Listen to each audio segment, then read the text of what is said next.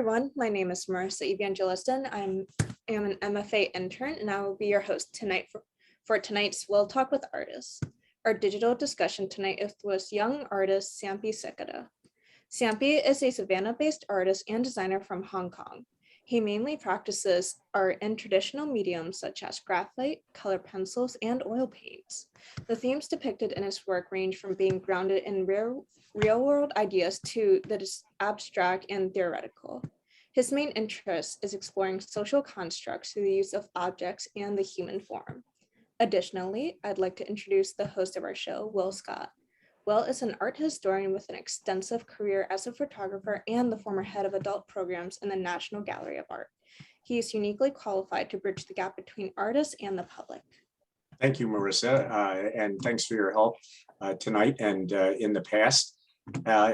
I may ask Marissa to participate as a discussant a little today because she and Sampy have been in touch with one another, and because of their similar age and life experiences, I think she might offer something to our conversation that I could not. But Sampy, welcome, and thanks for participating tonight. It's very nice to have a younger artist, particularly one as talented as you are. And I think there's a lot about you and your work and your career that we can talk about. So we may not allow as much time at the end of the hour for questions and answers as we usually do. But I just want to remind everybody who's tuned in that you can always send them through the comments and we can get them to Sampy and he might respond later, okay? So Sampy, why don't we start with a little bit of conventionality, which is you're young, you're really stunningly talented, and I would like you to just say a little bit about, you know, how did you get your start? When did you realize you wanted to be an artist? And when did people begin to recognize that you had the obvious inherent talent that would allow you to do that? Okay, first of all, thanks so much for having me on to spew my mouth and brain thoughts and stuff like that. Yeah, it's nice seeing everyone. How did I get my start? I'd say probably around 2017. That's when I really took drawing specifically seriously, because that was maybe like the low point of my life at that moment. I was in and out of homelessness, dealing with police brutality in Hong Kong, and I think the second time there was a bad beating. That's when I thought it can't get lower than this. I have to like get my life together and get out of that space of life, move to the UK and get a job or something, away from that sort of environment. And this was before the protests and stuff got really bad. So I was already being targeted by the police then for various reasons, mostly for how I expressed myself and like coming across as bisexual and dyeing my hair, and that's a no-fly in Hong Kong back then. But yeah, so like I just looked around and I thought, okay, what can I do? I'm not good at anything, not particularly smart, like, but there's a sketchbook and a pencil next to it. So I thought, like, just get good at this one thing. And so yeah, I just copied stuff from Pinterest that I was interested in, and I thought people of the internet gave a lot of likes to, and so I worked around other people's values mainly, what they saw as beautiful, and first few attempts went all right. People on social media seemed to. So as a child, had you never had any kind of art instruction in home or in your schools? See, that's the weird thing. I've always been interested, like, I guess somewhere in the teenage years, I just lost my way. I was interested, but that doesn't make me like hardcore passionate about it. Like everyone's interested in drawing and doodling, because like it's the top of the Maslow's hierarchy. It's like self-expression. Everyone wants to express themselves. So that didn't make me special. I guess I read books like Captain Underpants that kind of romanticized the role of anyone can be an artist regardless of like skill level. It's about the idea and the storytelling and how interesting you can make it in the framing. And so I always had that in mind. I always knew it would be something I just wanted to express myself, I guess, and monetize it somehow to live as an artist. Yeah. So it was only when I went to my lowest point that something instigate like genuine interest, and since then I've learned to actually really love it. And, so are you literally self-taught? I'd say mostly, yeah. But now you're in one of the best art schools in America. Yeah, because I'm self-taught, so a lot of what I do, I'd say, isn't proper. I don't hold a pencil properly. I'm told like a lot of my techniques in terms of like crafting an image, the whole drawing process, I wouldn't have thought was how they teach it at a university. So when I applied to SCAD here, upon looking at like my portfolio and having been in galleries and stuff like that, they did tell me I didn't have to take a lot of the foundation classes, but I chose to because since I am self-taught, I wanted more agency over the skills and learn from the ground up. And because I only post the stuff that's like I think isn't bad. So there's a lot of stuff I'm not able to do. Like I'm quite limited to what I'm able to post at the moment. So it's just nice to get those building block skills down. Well, Sampy, that's very self-effacing of you to say. And Marissa shared that she's found you to be a person that is not, you don't brag, you don't boast, you're very modest about your skill. But just what's on the wall behind you, would you quickly share with us what the different media are? Because I mean, I'm an art historian. I spent my career with great masterpieces of world art, and your skill is equal to almost any artist I've ever encountered. I mean, I sort of think of somebody like Durer with his printmaking and draftsmanship. So you want to just go quickly over those things that we can see behind you? Those two are color pencils, and that one's graphite, that one's Conti crayon, which is like the waxy charcoal. Yeah. But thanks for that. That's too much. Well, I say those things because I have the knowledge and familiarity to say them. I don't say them to try and just relax you and build you up. I'm saying them because I feel and believe those things when I say them about an artist. I think your potential seems unlimited. And when you say that one of them you said was two-colored pencil, I think? Yeah, these two. What does that mean? Because that's not a term I'm familiar with. Oh yeah, I meant they're just color pencils. These two are color pencils, yeah. Oh, okay. Yeah. But there seem to be a very limited scale of color that and everything I've seen by you tends to be, at least in your graphic media, to be more or less black and white and tonal. Is that a decision that you have made, or is that what you feel more comfortable and more in command of? Yes and no. Initially, when I first started, if you scroll all the way to the bottom and to like my Instagram feed, like a lot of the earlier ones are more vibrant and like skin tones look like how skin tone would look in a standard photograph, well lit.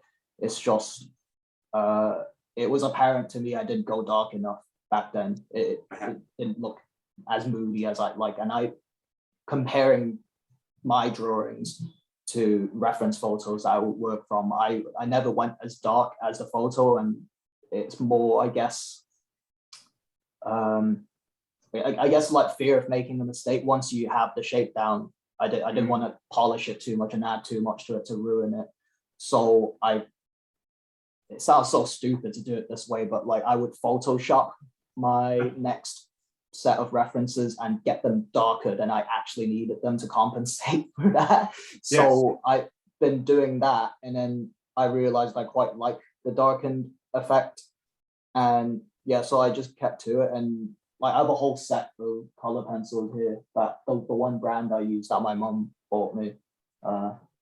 And in the end, I just settled on the same few that worked for skin tone, and just to imply what it is. And usually the eye makes up most of I it. think one of the reasons I've been so drawn to your work is because as a photographer, I always shoot in color, but more and more I've been like, this is something fairly recent of mine. And what you just said resonated because I've more and more started to exhibit my work in black and white. And Photoshop and Lightroom are great because you can play with that so easily, you know, get it darker and darker and darker until you feel you've got it where you want it to be, or come back if you've gone too far. So what is it about darkness that is drawing you to it again and again in your work? I guess maybe because like the way my brain works, I think of like darkness as more relatable, because more people can see the dark than they can see colors, I think, because there's, like, if you want to take it literally, there's people who are colorblind and stuff, then literally that is all they see. And I feel that just makes more of an impact, whether or not that's like a happy or a sad one. It just makes more of an impact on people. And I respect people that use all the vibrant colors a lot as well, but I just enjoy like the aggressive impact that like something with really high contrast and limited color does. Do you think that humans are surrounded by darkness and they struggle to find the light? Is there something that's that universal and resonant about your reference to light and dark, as for instance, the works on the wall behind you? You can say no. I'm just trying to delve into why it's so I don't know.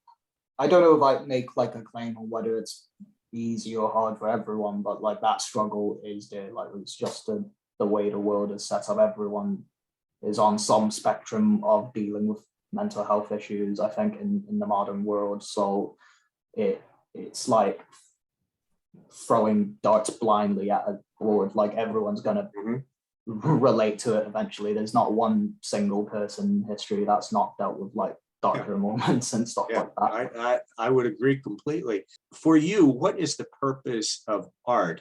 The interview that I looked at earlier today that you had posted on YouTube talked about narcissistic personalities, and what you just referenced about everybody is somewhere on a spectrum of mental difficulties, you know, and we all kind of go back and forth in our lives, up and down, if you will. So what is the ultimate goal of your art, particularly these dark images? To put it crudely, my ultimate goal is just to draw things that look cool to me and like people actually like, and if we can marry that with subtext that's relatable, and that even better. But the looking good part is it's where it's at, and getting and making that my life somehow, or making that the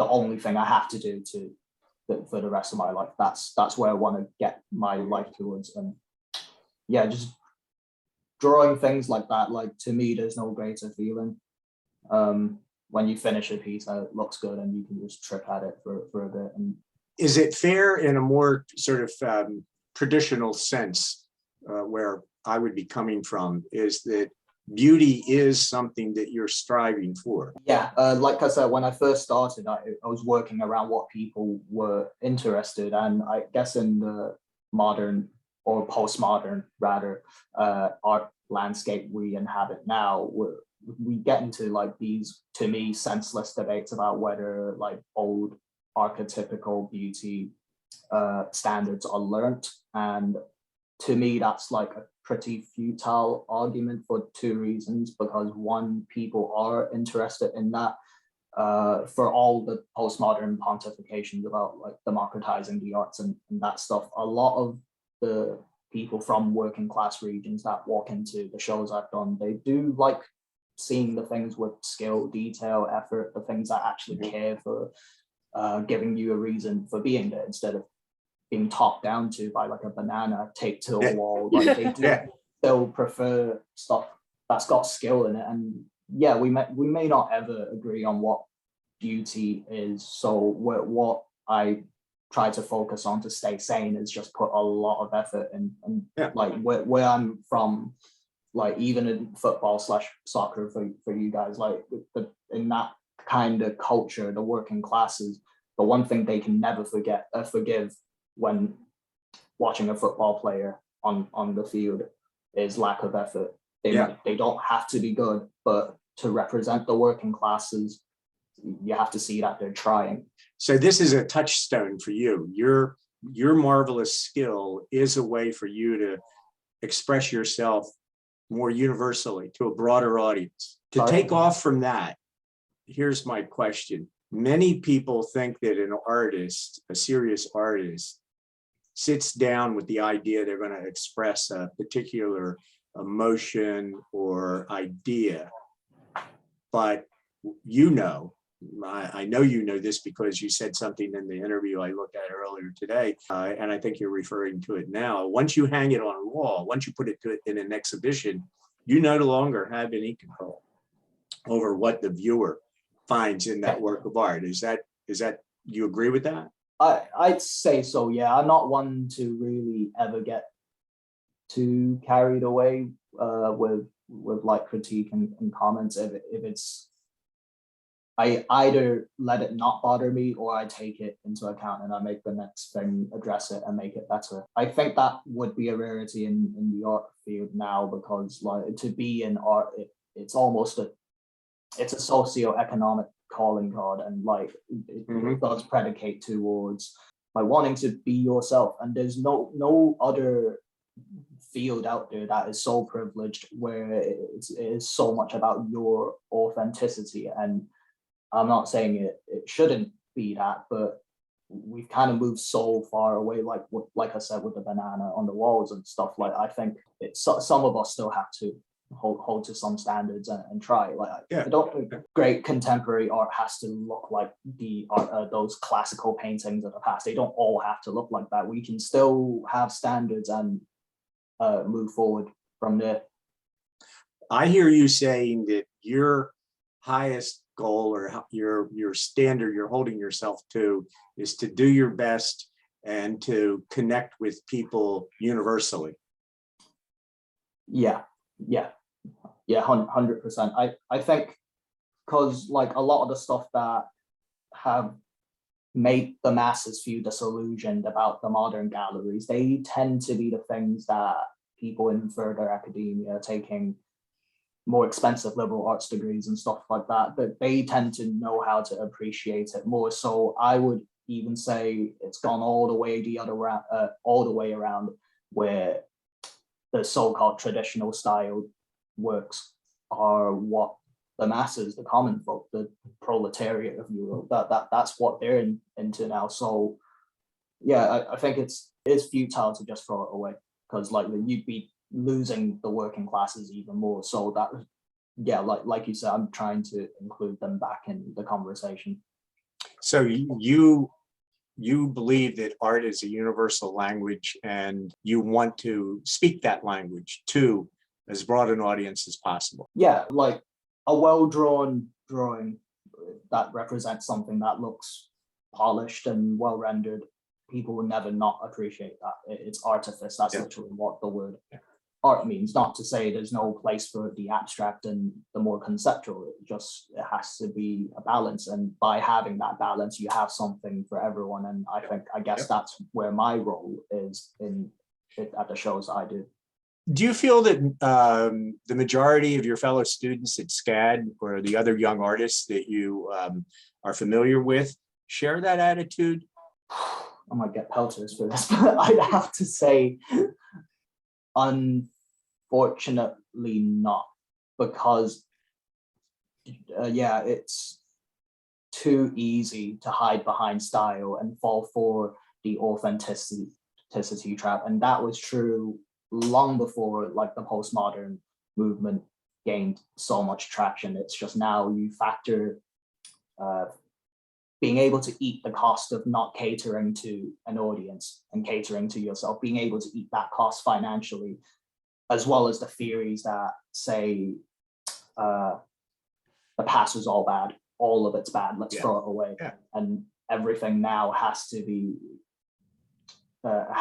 has to rewrite the rules, and that's true self-expression. That's the talking point, the notion of that being self-expression. And really it's a little hypocritical, because it's like, express yourself however way you like, but not like that, not the realistic way. So I do see that. I wouldn't say, it would have to fall on the individual to take on some responsibility, and a lot of it is goodwill. It's not like they're actively trying to hurt people in the suburbs and stuff like that. It's Sampy, I don't mean to cut you off, but I find it very refreshing that a younger person like yourself has thought about this in the way that you clearly have, and it has shaped the way that you're approaching your own work. It doesn't sound like you're in any way shying away from expressing yourself and what your values are, but you're doing it consciously in a way to reach out and connect with more people. And unfortunately, my experience of younger people, you and Marissa aside, is that, novelty has become such a goal in and of itself. You see it in the art world, you see it in the museum world, in photography especially. Right now, there's a lot of curators that I know that I've worked with.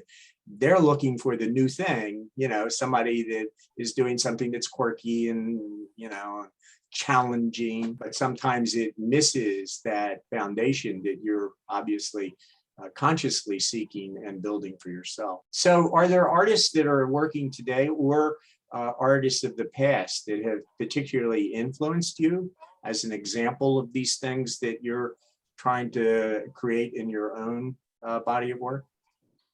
Oh yeah, like skill-wise, there's plenty, but they wouldn't necessarily exist within the fine arts realm, and that's what I mean about this movement. Like the skill in creative fields overall has always been there. Like there's illustrators, comic book artists, mangakas, like I look up to, because they're forced to abide by some standards. You can't go from one panel to the next where a character goes from 6 foot tall to 9 foot tall. Like you never get employed that way. Like in my eyes, they deserve to be considered like as much of a fine artist as anyone else, and they should be in galleries as well. It's just the names have changed, and they're given these specific roles, and it's almost boiled down to purely being a menial job.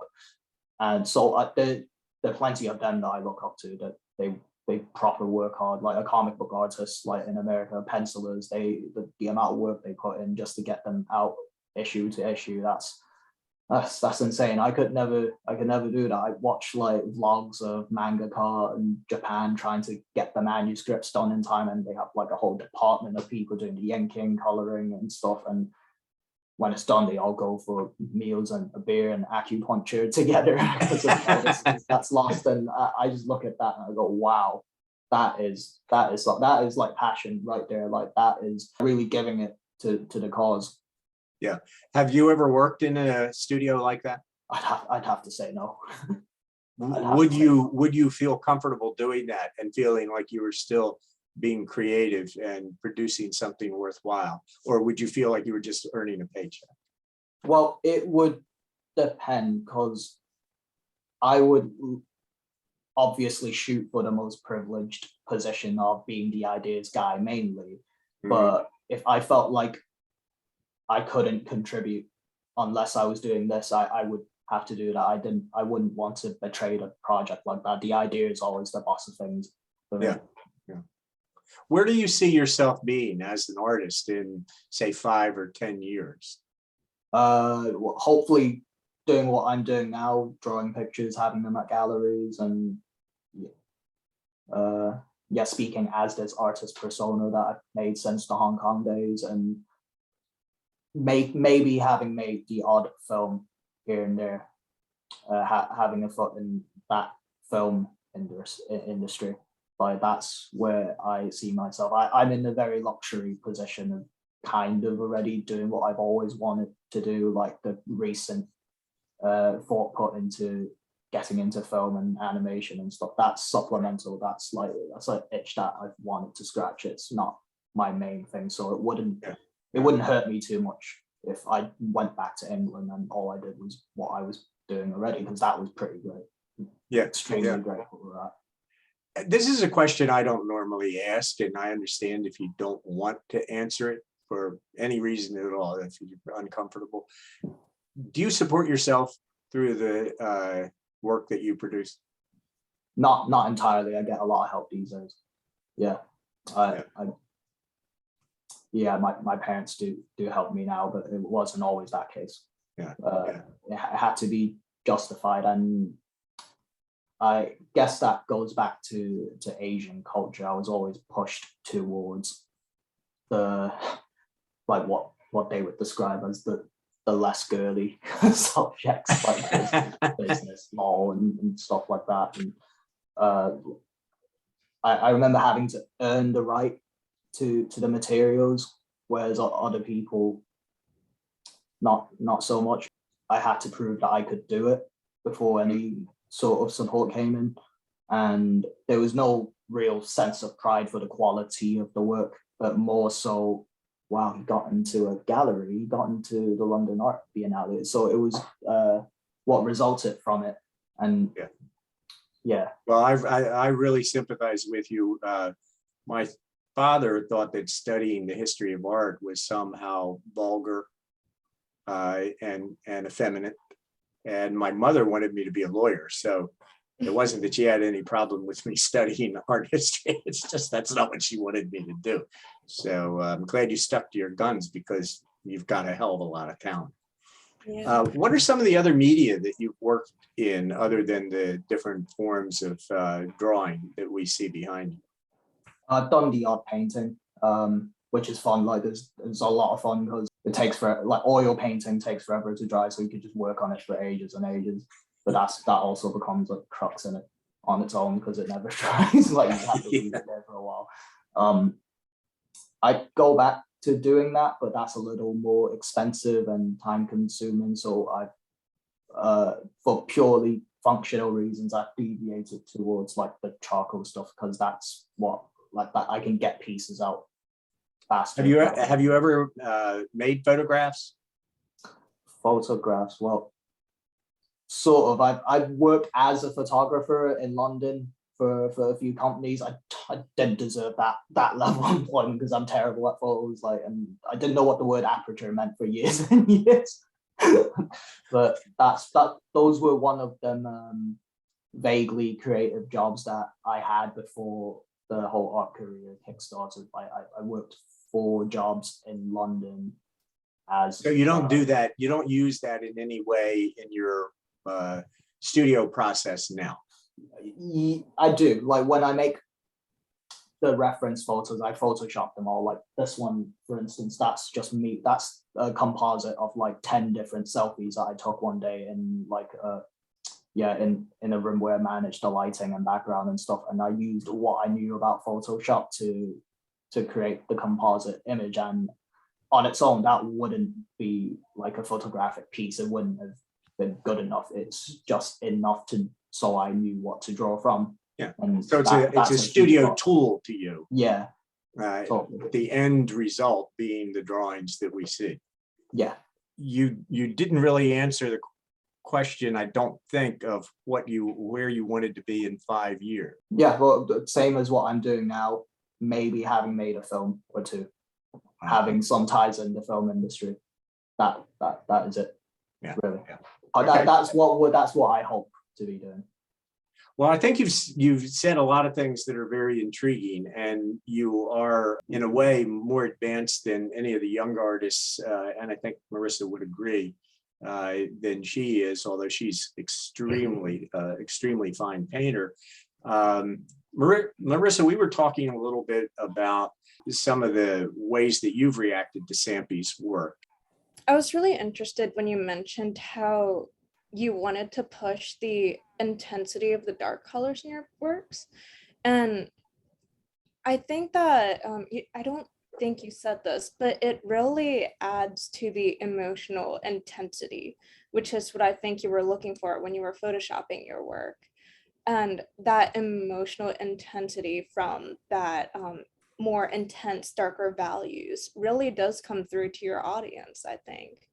And how you describe wanting to create something like what the audience thought was a beautiful picture.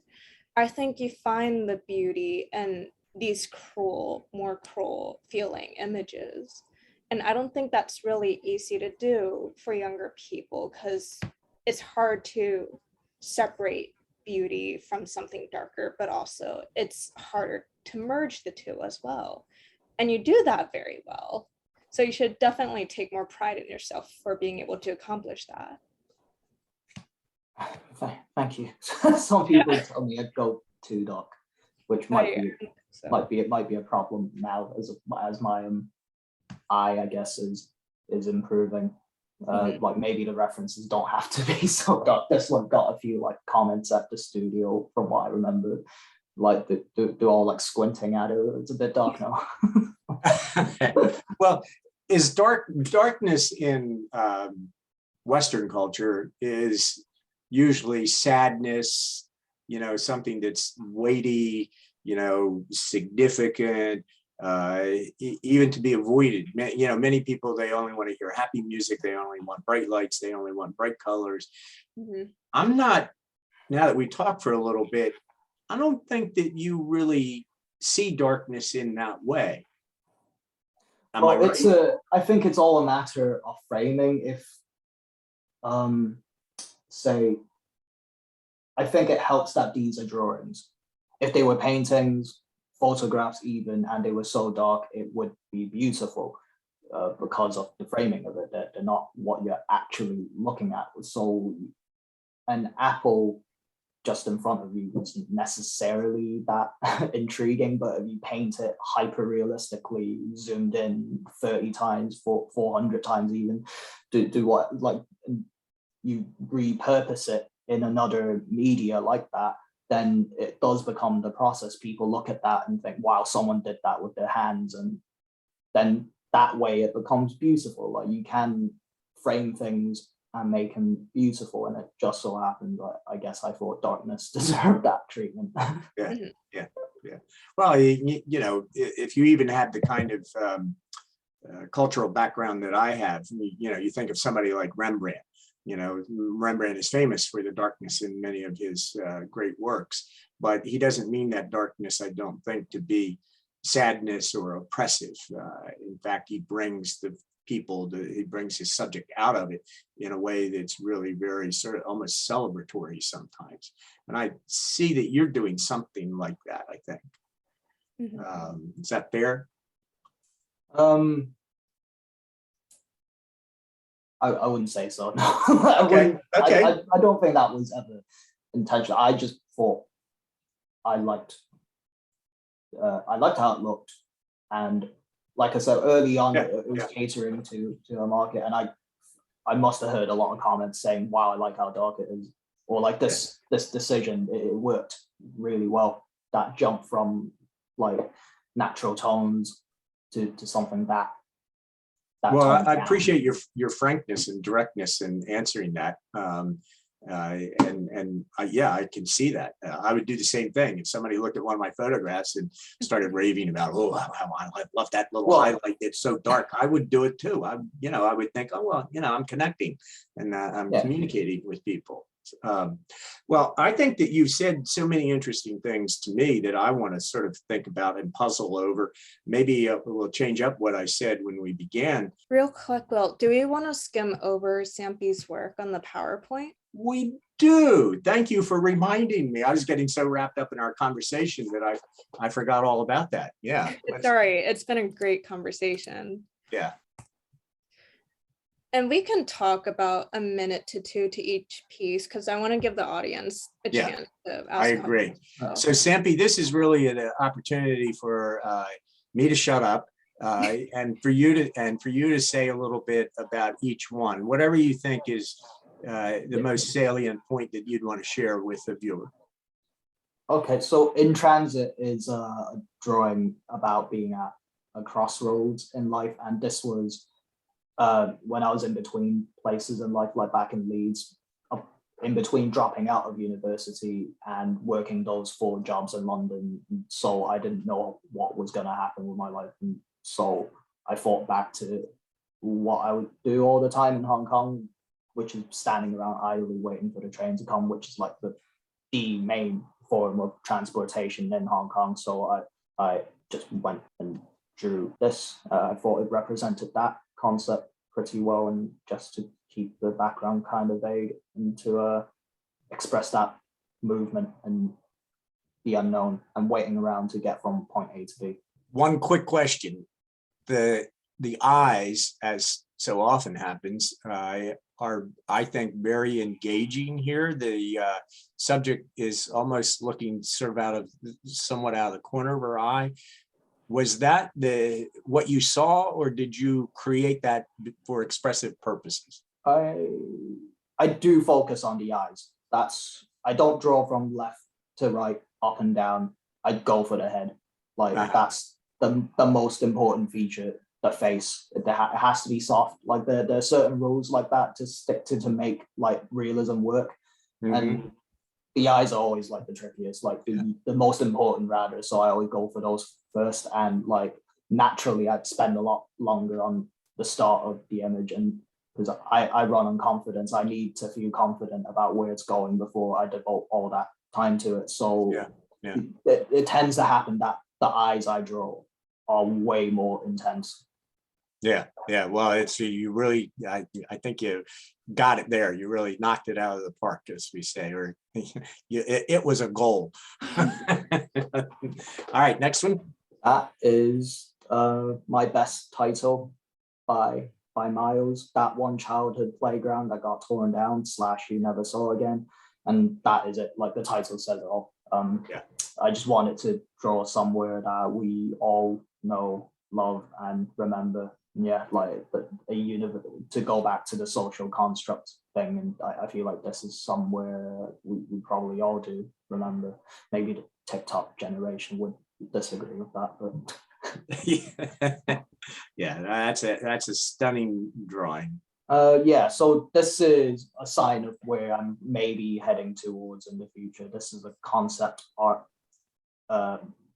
series of this character inspired by like the reptilian overlord conspiracy theory. So this is like Queen Elizabeth if she was a reptile. And I posted this the other day near Jubilee, which is the celebration of our and got a few people angry online. Really? That's unfortunate.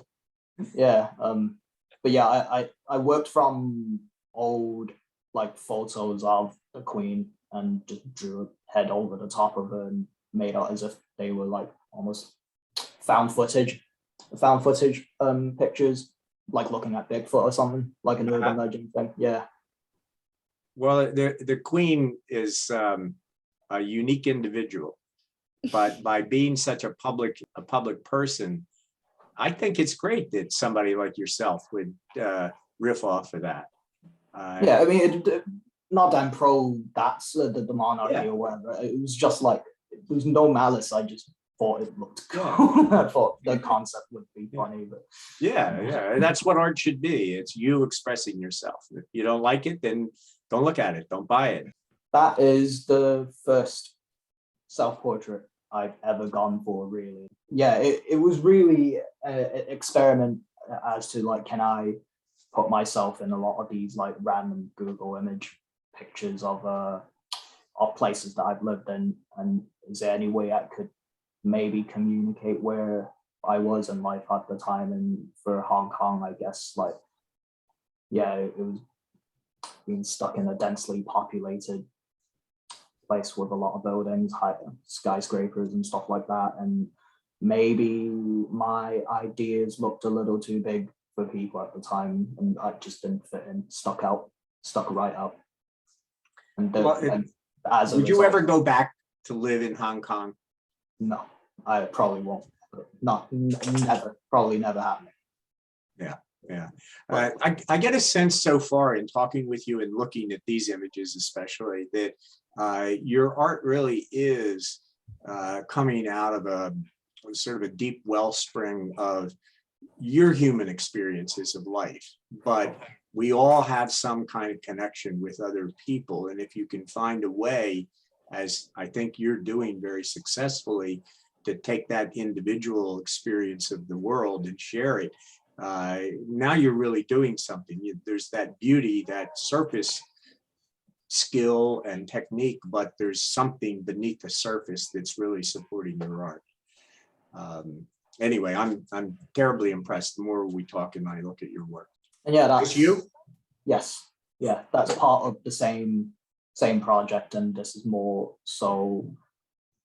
Manchester's where I last lived, and it's probably when I was most happiest. And like I said previously, the West definitely tolerated me the best out of everywhere I've lived, weirdly, because I guess like the concept of individual sovereignty has been a decade upon decade deeply rooted thing in Western society. Not to say it's perfect, I'm not over glorifying it, but it did give me, I didn't stick out as much. Like I'm just one of many dudes who has like bleached hair and listened to emo music once.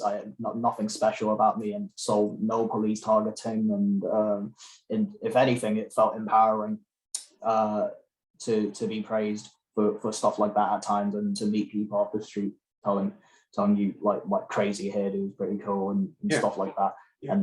And the cigarettes, that's to represent the hedonism that I was not used to, that was met with an explosion of that, and to come from such an emotionally repressed environment to a place with like strife, party and drug culture. It was a lot at once, and that took a while for me to to exercise. And the people, the houses, that's to represent the working class element of that city that drove a lot of its best music and art, and it helped me a lot being in that place as well as an artist.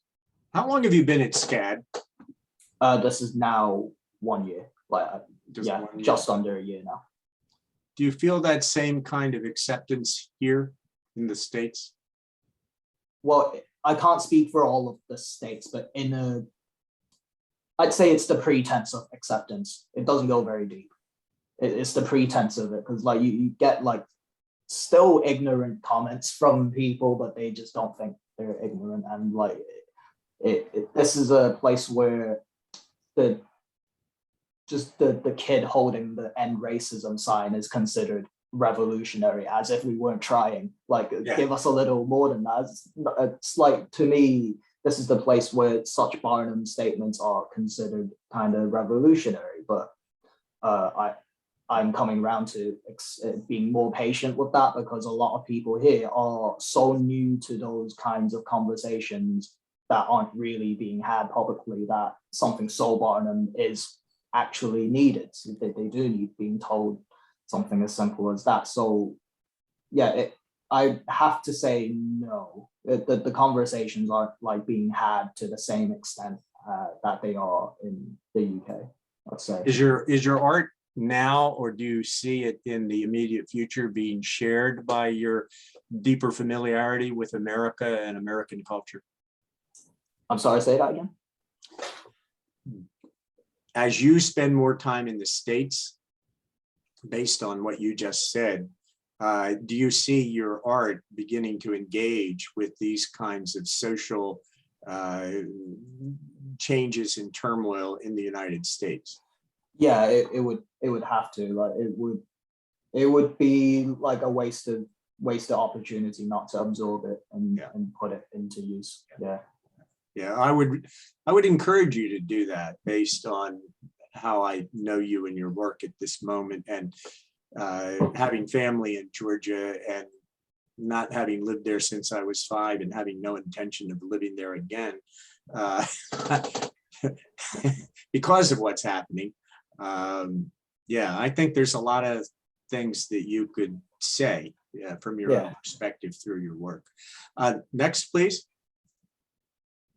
And that one here, that's maybe my most proudest work. thus far. Yeah, like I said, it's a composite of several photos that I took, and then and I just drew from it, and very, very, very dark. And You speak. it's meant to represent body dysmorphia, really, which I've not officially been diagnosed with. I don't tend to claim stuff like that. It's just a title, but everyone I've spoken to who has been diagnosed tells me that's something I'm probably dealing with, because like I have all the symptoms, and it's just worrying about how you look. Just being paranoid and anxious about hyperfixating on things like hair, jawline, all sorts, and that's really Are there any more, Marissa? That is the last one. Yeah. Well, that's great, because according to my watch, we only have about 5 minutes left in our hour time. So yeah, I see Maurice has already raised his hand. Let's get in as many questions as we can. Sorry to waffle for so long. No. I kept encouraging you. You had a lot of very interesting things to say, so don't feel that at all. Maurice? Okay, not so much questions, although I am interested in the technique. The paper is working comparatively small, how he gets his really dark darks with pencil. But what most impresses me were the two, first, his draftsmanship is gorgeous, okay? However, the most interesting are the two that were in the dysmorphia one that he did, and the other one where he sliced the torso vertically, okay? And what I'm interested in is just, it doesn't have to really say anything politically or socially or anything like that. Visually interesting. And those are extremely visually interesting. And if I walked into a room with a lot of drawings, I would be drawn to those. One comment I want to make on the framing that you have of the person in the subway that was in back of you. I think the large black frame takes away from the drawing. The draftsmanship on those, done subway riders and stuff like that is really great, but they don't attract like the two that I talked about. They're really good drawings, no question about that. I'll shut up now. All right, thanks, Maurice. Anybody else? Would you like me to change the light or leave it since there's a bit left on? I think the light is fine for now.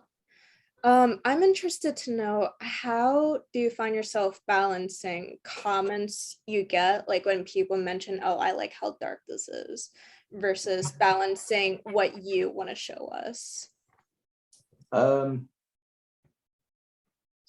So how much of an influence are the comments to you? Well, like I would say it's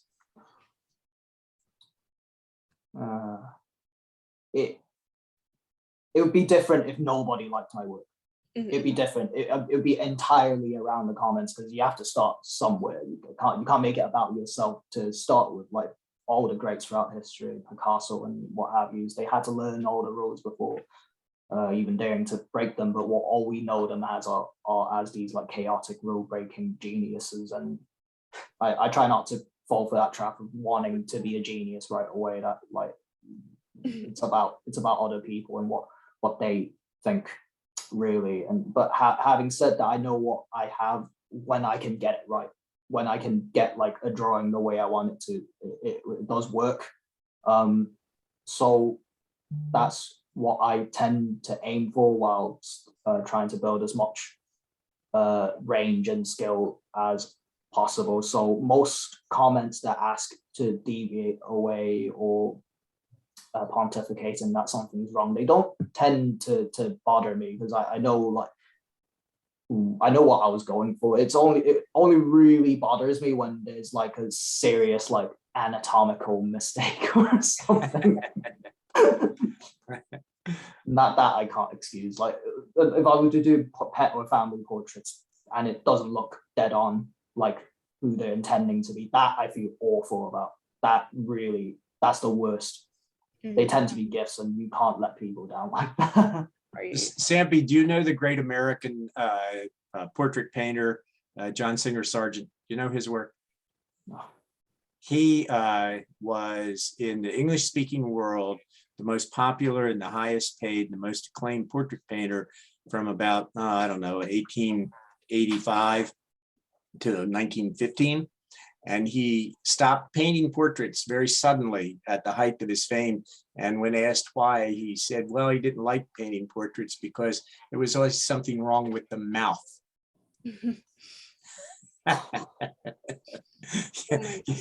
Yeah, he was getting those comments that you're just speaking about, and he got tired of hearing it because there was rarely anything wrong with the mouth.